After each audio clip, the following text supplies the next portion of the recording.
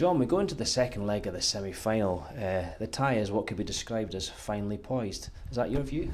Yeah, very much so. It was what I expected, a very, very close game.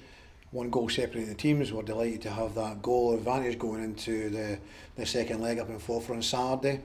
I thought that we dug in, showed real strength and mentality to win the game, and the players have got to take an awful lot of credit for that. However, they're going to be, and they will have to be, every bit as strong for the second leg. You know, away from home, Forfar have got a good home record, but our away record recently is also very good. So we've scored in every away game this season. We look to go to Forfar and score and see what happens. Yeah. If the game's anything like Tuesday night, the possession was almost 50-50, similar number of shots on target. How important is it to stay on the front foot and not be tempted into sitting back a wee bit? Yeah, you've got to guard against that. There's no way you're going to go there and defend for 90 minutes. We've got to try and cause a threat and create opportunities. And I think we can play better. I think individually we can play better. I think as a team we dug in, but I think individually, I think there's some of us have got better performances in us.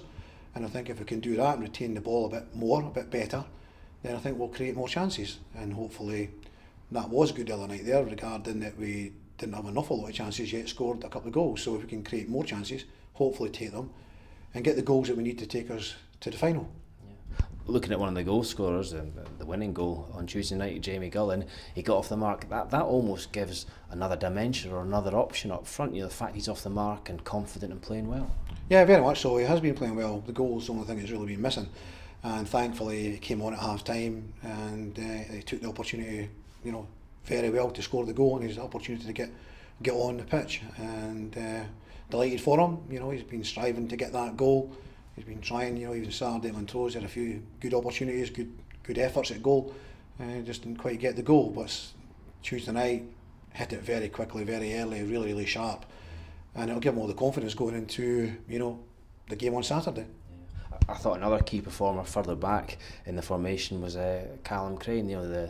The change in formation seemed to really suit him, and I thought had one of his best games for us. Yeah, definitely. Yeah, I'm delighted for Callum as well. Going forward, he's a real threat, and he linked up very well down the left hand side with Ewan Murray, both in defence and attack. They were both. Jamie Burjonis on the left hand side was involved with Callum Crane and Ewan Murray in the build up to the goal. And obviously Kevin Nisbet sticking in the back of the net with his head. But yeah, Callum was exceptional, and he's hit the post, he's had another shot on target, and he was a threat the whole night. Yeah. And while I'm at it, and while we're talking about individual displays, Dean Linus, couldn't do much to stop John Baird's shot, but at the death, a routine save, some might say, but vital in the grand scheme of things to claw it away from Jamie Bain.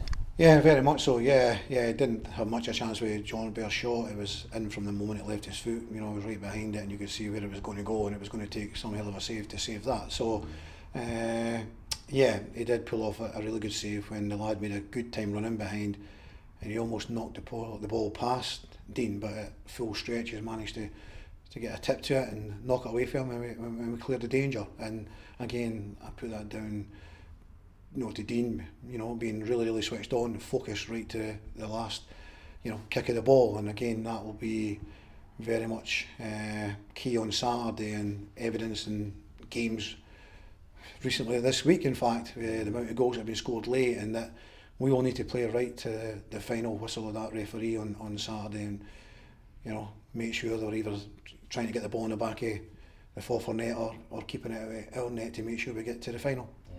And without counting your chickens before they're hatched and all that sort of thing, it's difficult not to look ahead to the next phase. The other semi-finals finally poised, but you'll be fully focused on the job at Forfar first. Yeah, of course we are. We're not looking anywhere beyond that. Yeah, if you're asking me about that game, then yeah, it's not a surprise, because Montrose are a difficult team to play against, as we know, and so it's not a surprise that they've managed to take a lead, down to Dumfries, and we'll see how that goes. But certainly, our focus is on this game, because this will determine whether we're going to be, in the final or not, and so we cannot take the eye off the ball at all, and we won't. We are very much focused on Forfar.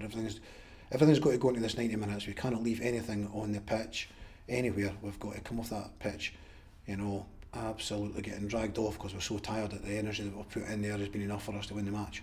It's got the makings of another entertaining game, and there's 5 busfuls of Rover supporters already committed to going up there, and there'll be more going up by train, plane, automobile. Looking forward to seeing a good, healthy, noisy crowd from the Rovers. Yeah, no, thanks very much to everyone who's bought a seat on the buses. You know, it's good value actually, and so I'm delighted that the club has taken that initiative, and the fans have took it up, and that's fantastic. You know, 5 buses going up there is great, and as you say, everyone else that will travel by cars and buses and whatever else, trains, that's going to get them up there. If they can get right behind the team, support the team, you know, we'll do our utmost to get the win for us. Well, we always end the interview by wishing you luck for the weekend, but before we finally sign off, obviously we were talking about it outside, 2 epic Champions League semi-finals were played out this week. Who's your hot tip for the final? Well, I'm not so sure about the tip for the final, but you can look back at these games and all of the games, the quality, and if you were writing a book, you couldn't have scripted one any better over these 2 games on Tuesday and Wednesday night. The excitement and the drama and the emotions that everyone goes through, the fans, you can see Pochettino crying with joy, and the whole thing is amazing, absolutely amazing, and it's very much what football can, how it can affect you and how it affects so many people. And on the other side of it, you know, the Ajax players and the fans who are virtually praying on that final whistle coming, and it didn't come quickly enough for them, and their effects after it. And it's amazing how much football affects, you know, everyone. But great entertainment, great quality, and it's going to be, you know, some final. How we can follow the semi-finals we're at, I do not know. We'll look at it with interest. Meanwhile, we'll hope that Saturday's as exciting and as good for us. Thanks, John. Okay, thanks, Neil.